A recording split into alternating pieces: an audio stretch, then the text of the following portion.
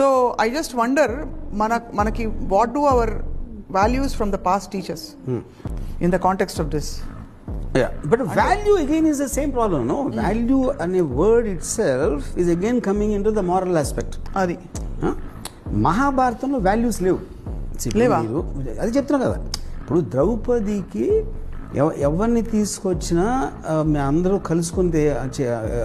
కలుసుకుని తీసుకోవాలి అనే ఆస్పెక్ట్ ఏదైతే వచ్చిందో అది మీరు ఇప్పుడు కాంటెంపరీ సొసైటీ చెప్పండి, కొడతారు, పట్టుకునేది రాళ్ళు పెట్టి కొడతారు ఎవరైనా చేస్తే. అలాగే మన మహాభారతం కాబట్టి మనం క్వశ్చన్ చేయట్లేదు అది బేసిక్గా.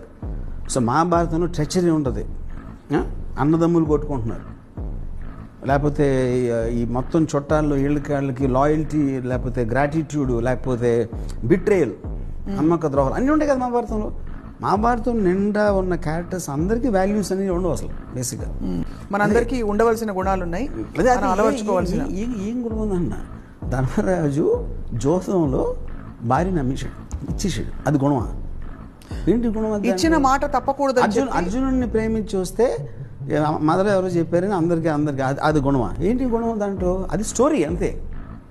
మీరు మహాభారతంలోని ఉన్న గుణాలు యాజ్ ఇట్ ఈజ్గా పాటిస్తే సొసైటీ కొలాప్స్ అయిపోతుంది.